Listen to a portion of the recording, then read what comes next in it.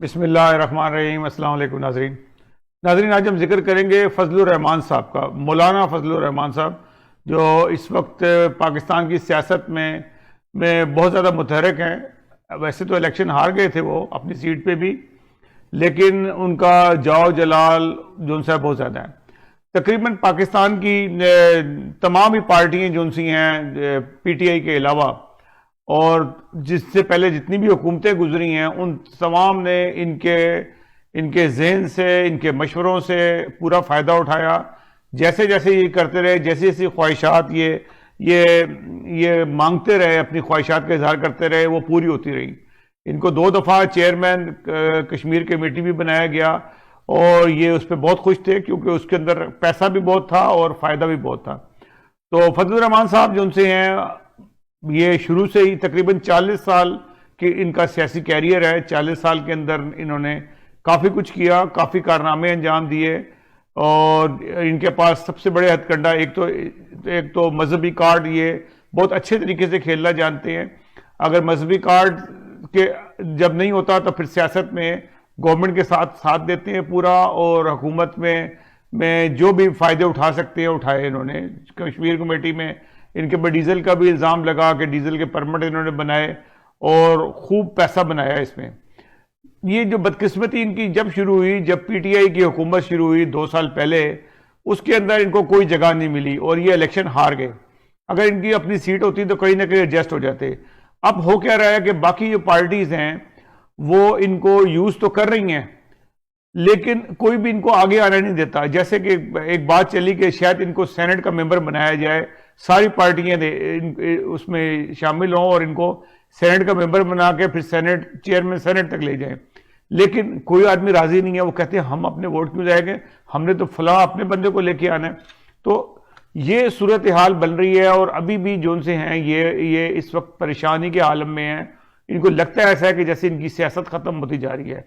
अब इन्होंने कोशिश की है कि एक मजहबी कार्ड का फिर खेला जाए, जैसे कि कल कैप्टन सफदर साहब ने कुछ इस किस्म का फरमाया कि जिसके ऊपर मैंने प्रोग्राम भी किया। कुछ लोगों ने इतराज़ किया कि जी आपने बड़े सख्त अल्फाज इस्तेमाल किए। हाँ, मैं सख्त अल्फाज हो जाते हैं क्योंकि जिस किस्म की उन्होंने हरकतें की हैं तो बाज़ सख्त अल्फाज इस्तेमाल करने पड़ते हैं। मैं शुक्रिया अदा करता हूँ इदरीस साहब का, उन्होंने मुझे फ़ोन करके कहा कि थोड़ा हाथ नरम रखें।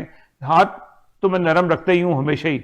मैं फजलुर रहमान साहब भी कहता हूँ, इनको मौलाना भी कह दूंगा कभी किसी वक्त। लेकिन ये तमाम लोग जितने भी हैं, ये वो लोग हैं जो अगर इनको अपनी बोटी एक चाहिए ना तो पूरी भैंस को ज़िबा कर देंगे ये अपनी एक बोटी खाने के लिए। आज ये सूरत हाल बन रही है, इस पर जिस तरीके से ये फजलुर रहमान साहब काम कर रहे हैं। फजलुर रहमान साहब किसी भी तरीके से इमरान खान की गवर्नमेंट को गिराना चाहते हैं। उस गिराने के लिए भले मुल्क के भी टुकड़े हो जाएं।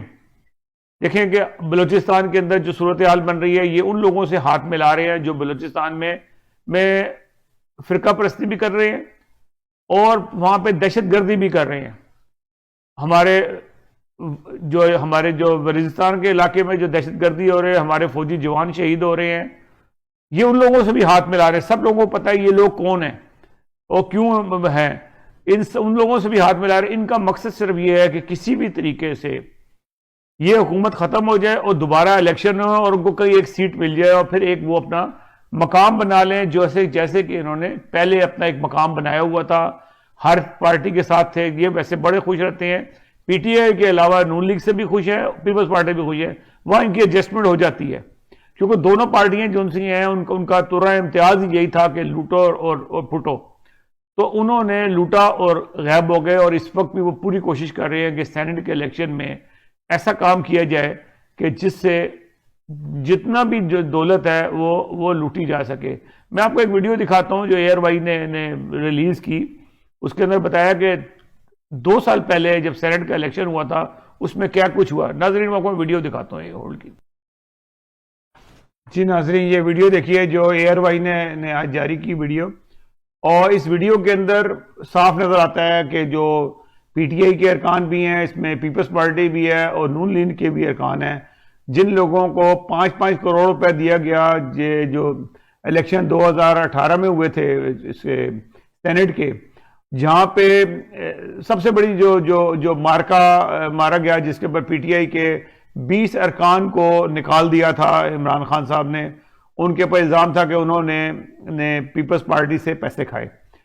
ये लेन देन आज का नहीं है, ये हमेशा से, जब से ये सेनेट और इसका खेल शुरू हुआ है, जब से ये अवामी हुकूमत आई है, यानी कि 70 के बाद से ये गन शुरू हुआ।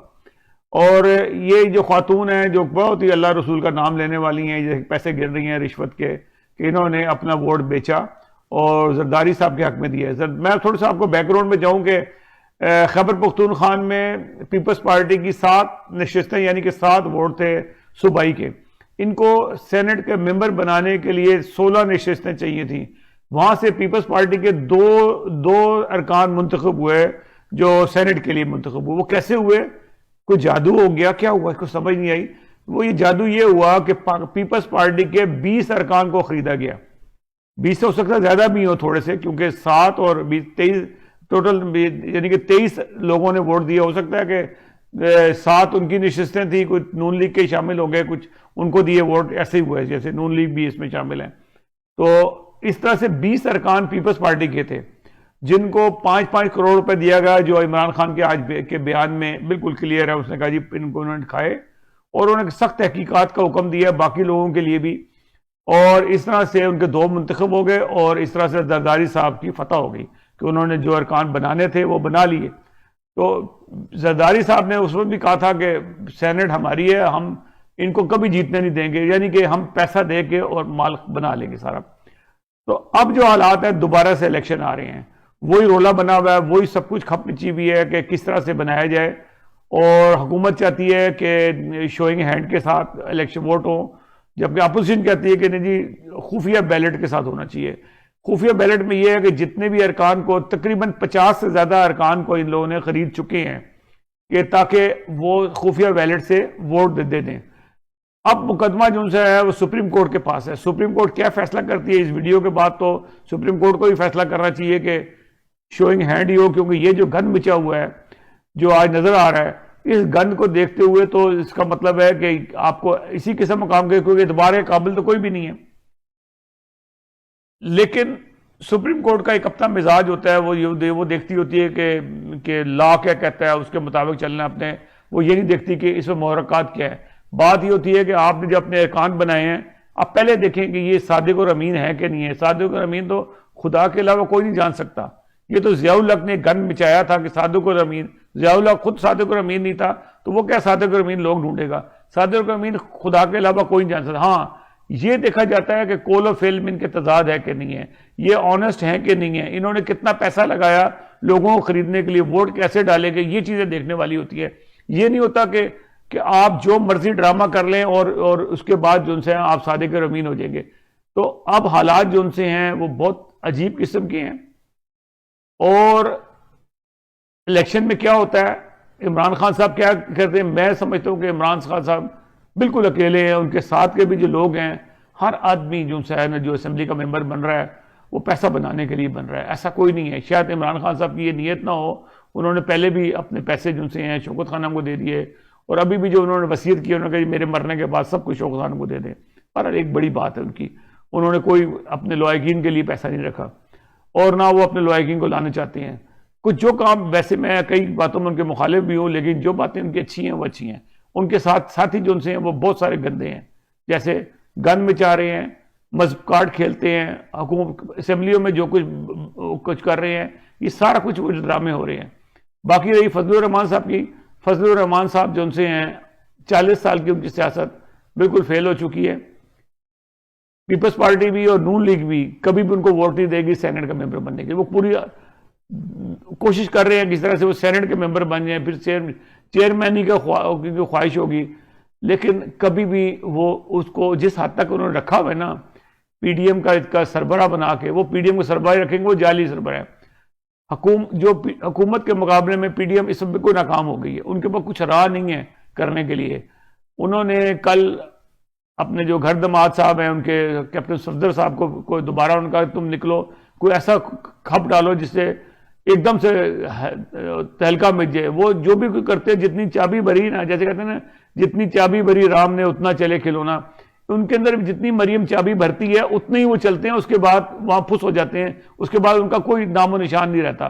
तो ये जो जितनी चाबी भरी उन्होंने कहा शायद इस चाबी से लोगों की तवज्जो हो, दोबारा लोग खौफजदा हो, ये तो या रसूलुल्लाह वालों, जिंदाबाद वालों और पीपल पार्टी उनका नून इसका पीटीआई का झगड़ा बन जाएगा और ये हो जाएगा वो जाएगा, ये अहमदियों को ओहदों पे लेके आ रहे हैं और ये कर रहे हैं वो कर रहे हैं, सारी बातें हुई गल। उसके बाद वो फुस हो गया बिल्कुल, जितनी चाबी खत्म हो गई उसके बाद उसको बेचारे के पास था ही कुछ नहीं, उसकी अकल जितनी है उतना ही कर रहा था। मुझे कल आज फल के फ़ोन भी आया हमारे इदरीस साहब का कि आप ज़रा हाथ हल्का रखा करें। मैं हाथ हल्का रखता हूँ बाज़ दफ़ा। अब इसकी जो हरकत है ना उसको देख के गुस्सा आता ही है, और गुस्सा आता है मुझे और बहुत सारे लोगों के भी होता है। लेकिन ये था कि मैंने आज तो बिल्कुल तमीज़ से मौलाना फजलुर रहमान भी कहा उनको, और फजलुर रहमान साहब भी कहा, कैप्टन सफदर भी कहा, इज़्ज़त से नाम लेना चाहिए उनका। लेकिन बाज़ ऐसे काम करते हैं, ये अपनी बेइज्जती खुद कराने वाले करते हैं, जिसको अल्लाह ताला इज़्ज़त ना दे उसको इंसान क्या इज़्ज़त दे सकता है। तो बहरहाल फजलुर रहमान साहब की सियासत जो तबाह हो रही है, कैप्टन सफदर की ना कुछ सियासत थी ना कुछ थी, जिस मकाम पे वो घर में बैठा हुआ है वो उसी वही मकाम होता है जैसे कि पालतू का होता है। तो नाज़रीन अगले प्रोग्राम तक के लिए इजाज़त दीजिएगा। अल्लाह हाफ़िज़ नासिर। हमारा अगर आपको प्रोग्राम पसंद आए हमारे चैनल को सब्सक्राइब जरूर कीजिएगा और बेल आइकन को क्लिक करें ताकि आपको ताज़ा बताज़ा वीडियोस मिलती रहें। अल्लाह हाफ़िज़ नासिर।